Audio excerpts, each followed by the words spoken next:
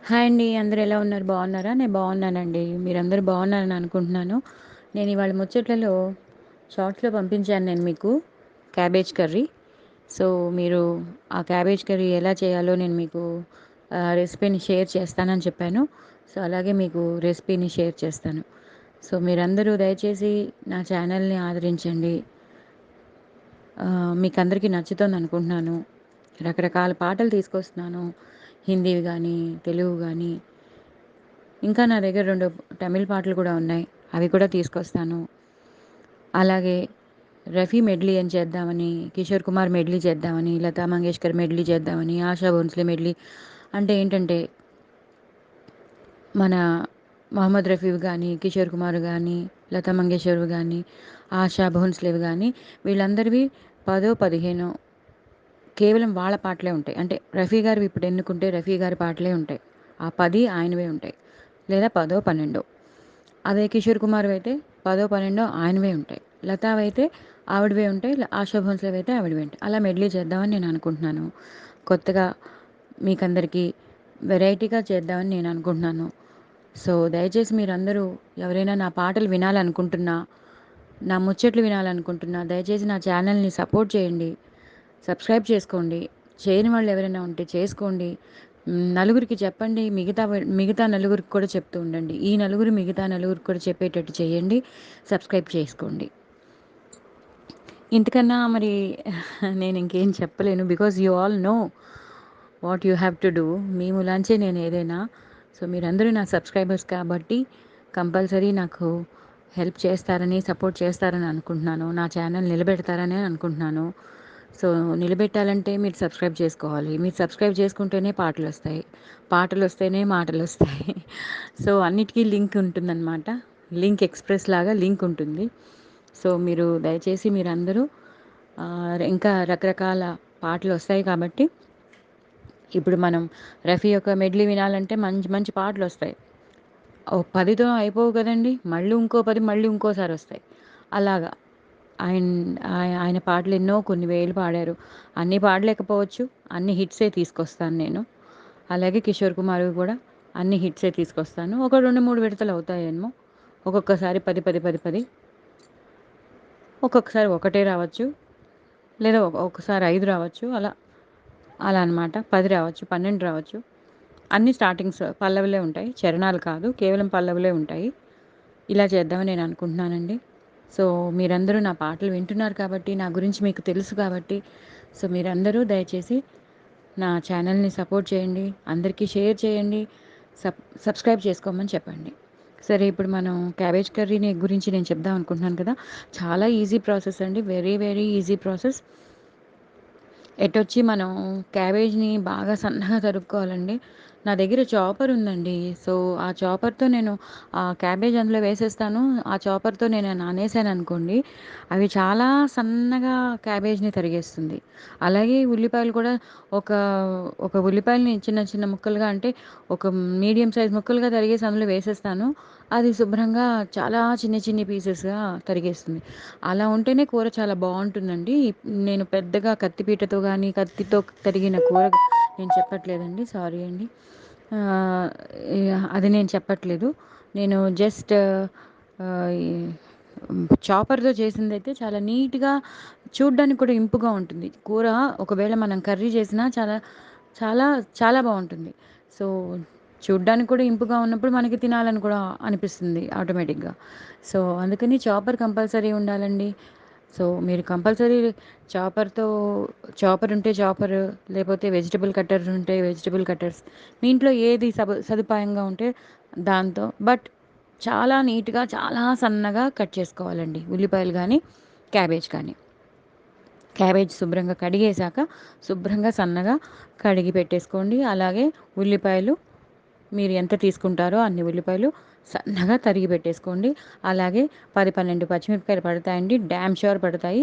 ఎందుకంటే క్యాబేజ్ కూర కాబట్టి ఆ కారం ఎక్కువ మనం ఎండు కారం వెయ్యం కాబట్టి అంత ఈ పచ్చిమిరపకాయల కారమే ఎక్కువ ఉంటుంది కాబట్టి సో 10 పచ్చిమిరపకాయలు 10, 12 పచ్చిమిరపకాయలు కంపల్సరీ కావాలండి. అవి కూడా సన్నగా తరిగి పెట్టేసుకోండి చిన్న చిన్నగా. ఇప్పుడు పేస్ట్ ఒకటి తయారు చేయాలండి. ఆ పేస్ట్‌లో కొంచెం అల్లం, కొంచెం ఓ 5, 6 పచ్చిమిరపకాయలు, కొంచెం అల్లం, రెండో మూడో వెల్లుల్లిపాయలు. వెల్లుల్లిపాయలు తినేవాళ్ళు వెల్లుల్లిపాయలు వేసుకోండి. మేము వెల్లుల్లిపాయలు తినము అన్నవాళ్ళు స్కిప్ చేసేయచ్చండి, ఆప్షనల్. వెల్లుల్లిపాయలు తినను అన్నవాళ్ళు వెయ్యక్కర్లేదు. తినాలి, తింటాం పర్వాలేదు మాకు ఆ ఫ్లేవర్ ఇష్టము, మేము తింటామండి అన్నవాళ్ళు వేసుకోవచ్చు. 2 విధాలుగాను చేసుకోవచ్చు. అల్లం, పచ్చిమిర్చి, జీలకర్ర, ఒక స్పూన్ జీలకర్ర, ఈ వెల్లుల్లిపాయలు. వెల్లుల్లిపాయలు వేసుకోకపోతే వెల్లుల్లిపాయలు అక్కర్లేదు. ఇవి మాత్రం నేను కొబ్బరి వెయ్యట్లేదండి. అసలైతే క్యాబేజ్ కొబ్బరి కూర చేస్తారు. నేను కొబ్బరి వెయ్యకుండా నేను డిఫరెంట్‌గా ఆ రోజు చేశాను. కొబ్బరి ఉన్నా సరే నేనింకా కొబ్బరి నేను తరగలేక దాన్ని మళ్ళీ చిన్న చిన్న పీసెస్ చేసి దాన్ని మిక్సీకేసి లేదా తురిమి ఇవన్నీ చేయలేక నేను ఇంకా కొబ్బరిని పెట్టుకోలేదండి. చాలా జస్ట్ సింపుల్‌గా చేసేద్దామని నేను చేశాను. కానీ కూర మాత్రం డెడ్. చాలా చాలా డెడ్. చెప్పలేము అంత టేస్టీగా ఉందండి. అంత బావుంది. సో, నేను అందుకే మీకు షేర్ చేస్తున్నాను. సో, అల్లం, పచ్చిమిర్చి, ఆహ్, ర 1 స్పూన్ జీలకర్ర, వెల్లుల్లిపాయలు వేసుకునేవాళ్ళు వెల్లుల్లిపాయలు, లేకపోతే అక్కర్లేదు. సో, నేను చెప్పాను 5, 6 పచ్చిమిరపకాయలు కంపల్సరీ ఉండాలి పెద్ద పెద్దవి. ప్లస్ కూరలో కూడా 10 పచ్చిమిరపకాయలుండాలి. ఇక్కడ మిక్సీలో చేసేటప్పుడు కూడా 5, 6 పచ్చిమిరపకాయలుండాలి. విత్ అల్లం, ఒక ఇంచ్ అల్లం. అంటే మీరు తీసుకున్న కూరను బట్టి, ఒకవేళ కూర కేజీ కూర, అర కేజీ కూర అయితే మీరు అదే అల్లాన్ని కొంచెం పెంచొచ్చు.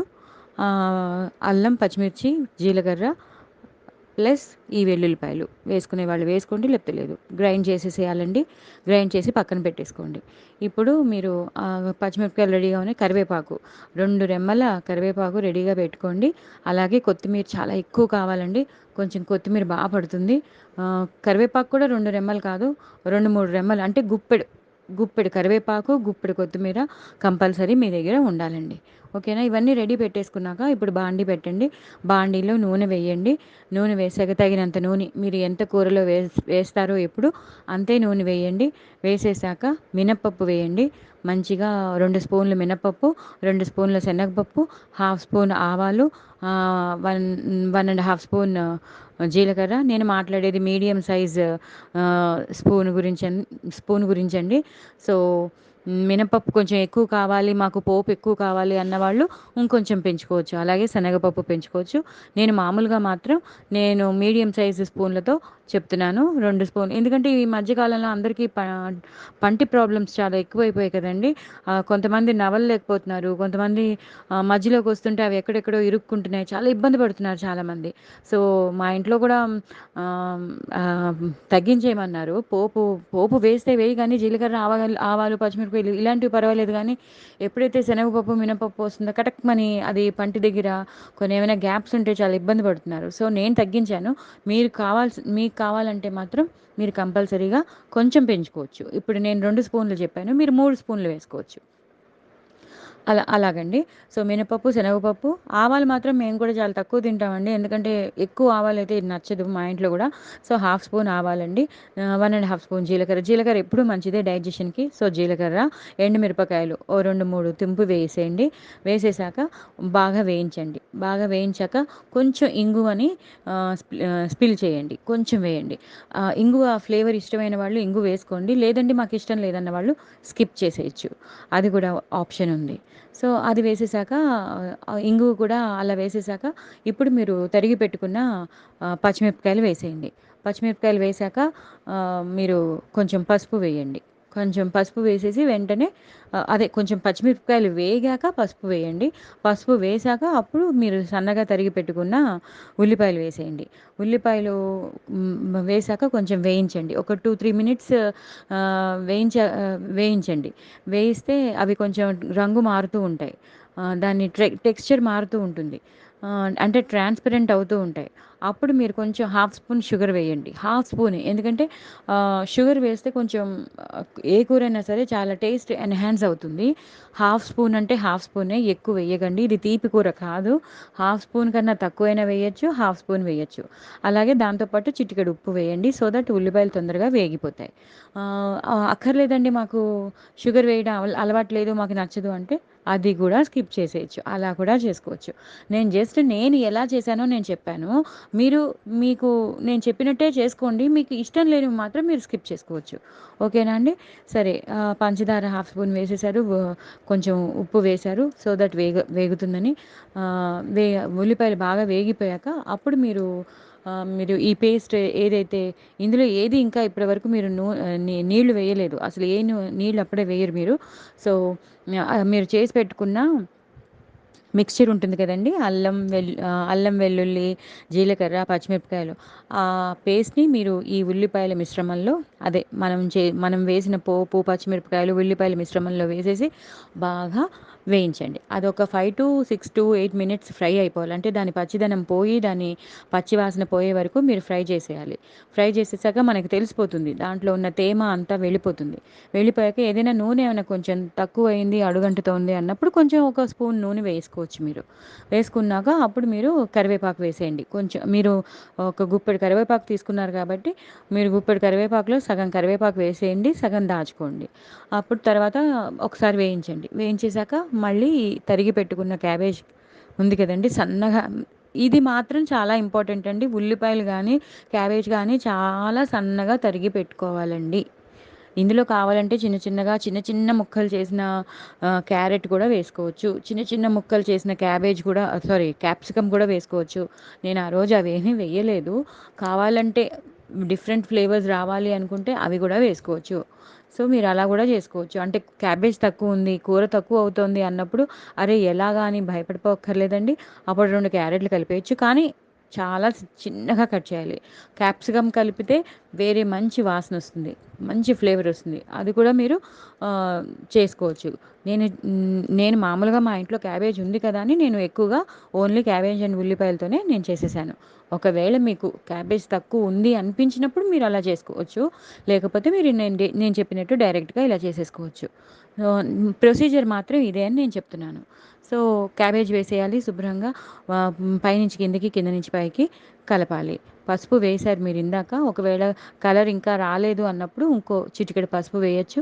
కింద నుంచి పైనుంచి కలపండి. కలిపాక మూత పెట్టేయాలి.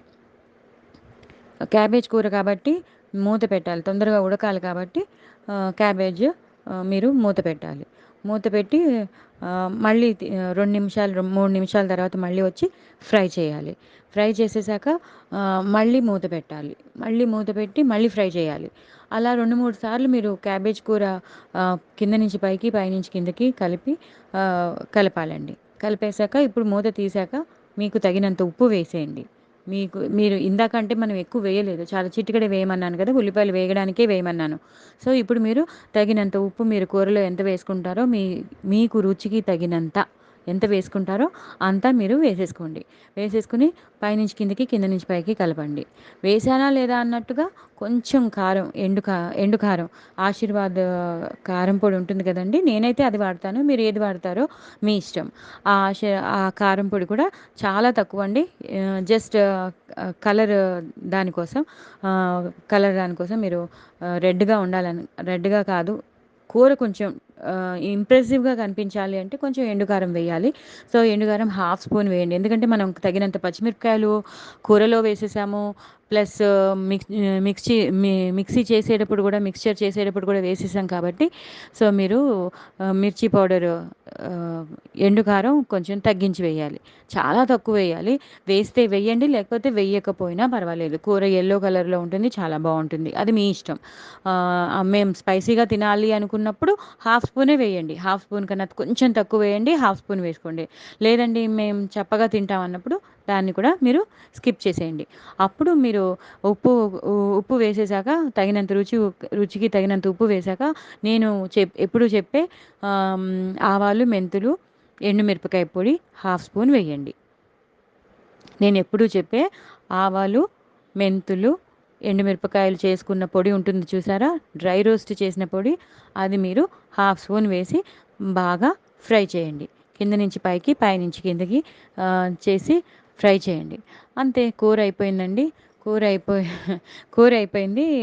శుభ్రంగా అయిపోయిందని తెలిసాక మీరు ఏం చేస్తారంటే, కొత్తిమీర, ఆ కరివేపాకు ఉంటుంది కదండి, ఆ కరివేపాకును కూడా పూర్తిగా వేసేసి, మీరు కడిగి పెట్టుకున్న కొత్తిమీర కూడా వేసేసి, కింద నుంచి పైకి, పైనుంచి కిందకి కదిపేసి ఒక 2 నిమిషాలు ఉంచేసి మీరు తీసేయచ్చు. ఇలాంటి కూరలో మీరు బఠానీలు, పచ్చి బఠానీలు ఉంటే పచ్చి బఠానీలు కూడా వేసుకోవచ్చు. అదే కార్న్ ఉంటే కార్న్ కూడా వేసుకోవచ్చు. నా దగ్గర అవేమీ లేవు కాబట్టి నేను అలా చాలా సింపుల్‌గా చేసేసాను. బట్ కూర మాత్రం చాలా టేస్టీగా ఉంటుంది. చపాతీలోకి, దోసల్లోకి చాలా బావుంటుంది. దోసల్లో పెట్టేసి కూడా వేస్తున్నారు ఈ మధ్య. రకరకాల దోసలు, ఎన్నో టైప్స్ ఆఫ్ దోసలుంటాయి. ఆ వెజ్ దోసలో కూడా మీరు ఇలాంటి కూర స్ప్రెడ్ చేసేసి తినేయచ్చు. ఇంకా చపాతీలోకి అయితే చెప్పక్కర్లేదు. క్యాబేజ్ చాలా మింగిల్ అయిపోతుంది. సో, మీరు అలాగా క్యాబేజ్ కూరని చేసేసుకొని మీరు అన్నంలో అయితే చాలా బావుందండి. పిల్లలు కూడా అసలు క్యాబేజ్ కూరేనా అనుకుంటూ టీవీ చూస్తూ డోరేమోన్ గానీ, షిన్‌చాన్ గానీ చూస్తూ శుభ్రంగా తినేస్తారు. ఏ కూర అని అడగరు. అంత టేస్టీగా ఉంటుంది. మీరు దయచేసి ఈ కూరని మీరు ట్రై చేయండి. ట్రై చేసి మీరు కూడా ఎంజాయ్ చేయండి. సో, దీన్ని ఇలాగే మీరు చేసుకుంటూ ఉండండి. నేను ఏమైనా మంచి మంచి రెసిపీస్ వస్తే నేను మళ్ళీ మీకు షేర్ చేస్తూ ఉంటాను. మీరు నా పాటలు వినండి. రకరకాల పాటలొస్తాయి. అలాగే 2 తమిళ్ పాటలున్నాయి. ఆ తమిళ్ పాటలు పాడతాను. షేర్ చేస్తాను మీకు. అలాగే మెడ్లీ అనుకుంటున్నాను. అది కూడా వస్తాయి ఇంకా. మీరు ఫ్యూచర్‌లో చాలా చాలా పాటలొస్తాయి. చాలా చాలా మంచి రెసిపీస్ వస్తాయి. దయచేసి మీరందరూ సబ్స్క్రైబ్ చేసుకోండి. సబ్స్క్రైబ్ చేసుకోండి. ప్లీజ్, ప్లీజ్, ప్లీజ్, నేను ఇంతలా అడుగుతున్నానని కాదు. దయచేసి మీరందరూ నలుగురికి చెప్పి, ఇంకో నలుగురికి అలా చైన్ సిస్టమ్‌గా చెప్పి మీరు సబ్స్క్రైబ్ చేసుకొని నా ఛానల్‌ని విస్టాండ్ చేయండి, సపోర్ట్ చేయండి. మరిన్ని కొన్ని ముచ్చట్లతో నేను మళ్ళీ కలుస్తాను మీతో. బాయ్ అండి.